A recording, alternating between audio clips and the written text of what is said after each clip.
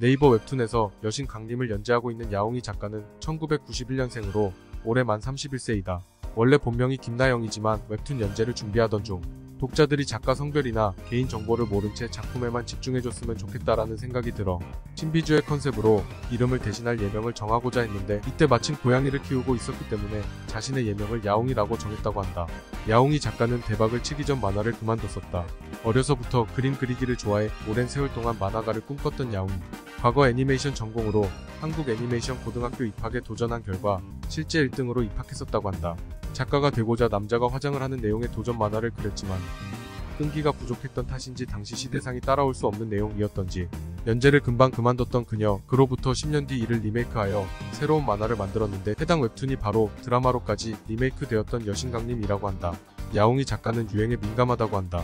학창시절부터 유행에 민감해 그 시절 유행했던 샤기컷, 울프컷, 깻잎버섯, 야채가게컷 등 인싸들이 했던 스타일이라면 모조리 따라 한 적이 있다는 야옹이. 이런 유행에 대한 갈망은 웹툰 작가가 된 지금도 변치 않아 웹툰을 그릴 때 아이브 장원영 같은 요즘 대세들을 참고해 등장인물을 그리고 있다고 한다.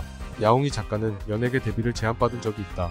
고등학생 때 학교 앞에서 길거리 캐스팅을 당했던 야옹이. 하지만 지금까지 그림에만 몰두해 있었고 이미 대학 진학도 애니메이션과로 정한 상태라 연예계와 나는 결이 맞지 않을 것 같다라고 판단해 캐스팅 제안을 거절했다고 한다. 야옹이 작가는 피팅 모델로 활동한 적이 있다. 고등학교 졸업 후 세종대 애니과에 지원했지만 불합격 통보를 받았던 탓에 멘탈이 박살나 반년 동안 히키코모리로 살았던 그녀. 그러던 중 노답 인생을 살 바에야 뭐라도 해보자 라는 생각으로 피팅 모델로 활동하기 시작했는데 이때 그녀의 사진이 페이스북에서 많은 주목을 받아 치아 교정녀라는 별명이 붙었고 덕분에 운영하고 있던 블로그 마켓에 수백 개의 댓글이 달렸을 정도로 꽤나 많은 인기를 얻었다고 한다. 그런데 이럴 거면 고등학교 연예계 캐스팅은 왜 거절했는지 모르겠다. 야옹이 작가는 얼굴을 공개한 이후 만찢녀라는 별명으로 불리기 시작했다. 네이버 베스트 도전 만화에서 큰 인기를 얻으며 정식 웹툰으로 승격되었던 여신강림. 당시 화요일 웹툰 최강자로 노블레스와 마음의 소리가 지배하고 있었지만 연재 3주 만에 그들을 모두 제치고 1위 자리를 차지했다고 한다. 그러자 지금까지 자신의 정체를 꼭꼭 숨겨왔던 야옹이 작가가 연재 1주년을 기념해 처음으로 자신의 얼굴을 공개했는데 당시 그녀의 얼굴을 본 독자들이 만화를 찍고 나온 것 같다. 본인 얼굴을 보고 그림 그린 것 아니냐라며 그녀에게 만찢녀라는 별명을 붙여줬다고 한다. 야옹이 작가는 성형설에 대해 해명한 적이 있다. 얼굴 공개 이후 극찬을 받긴 했지만 이쁜 여자라면 말도 안 되는 억가도 있는 게 인지상정.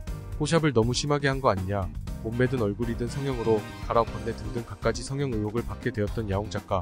결국 외모 억가에 대해 잠재우고자 10년 전에 매몰법으로 쌍수를 했고 필러, 보톡스 같은 뿌띠 시술 정도만 받았다라고 밝혔는데 이후 그래서 억가충들이 성에 안 찼는지 골반 수술을 받은 게 아니냐는 의혹까지 등장해 골반 엑스레이 사진을 공개하며 얼굴에 손 뗀 것이 맞지만 몸은 자연산이라는 해명을 남겼었다.